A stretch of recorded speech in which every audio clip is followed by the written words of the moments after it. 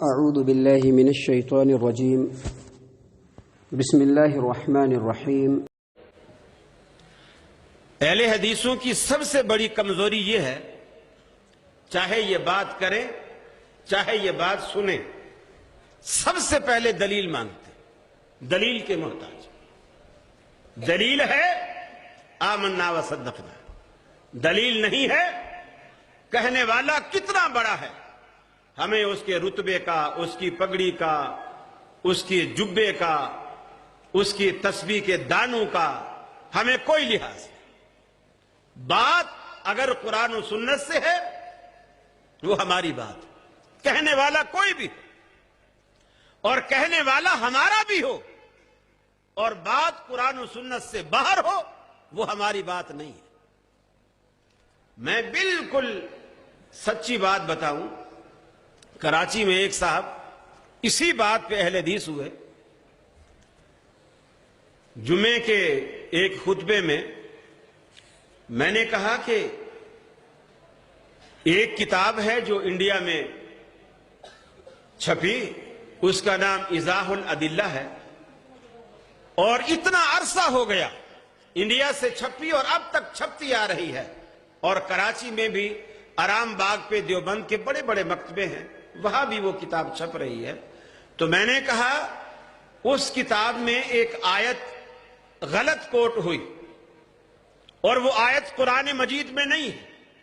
فَإِن تَنَازَعْتُمْ فِي شَيْءٍ فَرُدُّوهُ إِلَى اللَّهِ وَالرَّسُولِ وَإِلَىٰ أُولِي الْأَمْرِ مِنكُمْ۔ یہ ایک اضافہ ہو گیا، عمدن ہوا، سہون ہوا، بھولے سے ہوا، غلطی سے ہوا، جیسے بھی ہوا ہو گیا۔ اہل حدیثوں نے اپنی نشستوں میں، محفلوں میں اس کو اٹھایا، اس بات کو اچھالا، لیکن وہ آیت جو کی تو آج تک موجود ہے، اور وہ کتاب آج تک چھپ رہی، کئی ایڈیشن چھپ چکے ہیں اسی غلطی کے ساتھ، لیکن کسی کو درستگی کا جو ہے اس کی توفیق نہیں ہوئی۔ ایک صاحب نے جمعے کے بعد کھڑے ہو کے شور مچا دیا مسجد کے اندر کہ جی آپ دوسرے علماء پر اس طرح طعن و تشنیع کرتے رہتے ہیں، آپ اپنی کوئی ایک مثال دیں، اپنی جماعت کی کوئی ایک مثال دیں کہ آپ کے کسی عالم نے کوئی غلط بات کہی ہو اور دوسرے عالم نے کہا ہو کہ یہ بات غلط ہے۔ یہ تو لحاظ سارے کرتے ہیں۔ میں نے کہا نہیں، یہ بات نہیں ہے۔ میں نے مثال دی، صادق سیال کوٹی رحمت اللہ علیہ کی کتاب ہے صلاۃ الرسول۔ صادق سیال کوٹی رحمت اللہ علیہ کی کتاب ہے صلاۃ الرسول، تقریباً ہر اہل حدیث کے گھر میں موجود ہے۔ کوئی نیا ساتھی بھی آتا ہے، ہم سے پوچھتا ہے مجھے نماز کے مسائل معلوم نہیں ہیں تو مجھے کوئی مشورہ دے، میں کون سی کتاب پڑھوں؟ تو ہم آسانی سے اسے کہہ دیتے ہیں کہ تو صلاۃ الرسول لے لے، اس کو پڑھ لے، تیرے بہت سارے مسائل حل ہو جائیں گے۔ اس کے بعد ایک اور صاحب آئے، اہل حدیث، وہ سعودیہ سے پڑھ کے آئے، وہ کچھ زیادہ محقق تھے، ان کے پاس تحقیقات زیادہ تھی، غالباً مولانا عبدالرؤف ان کا نام ہے۔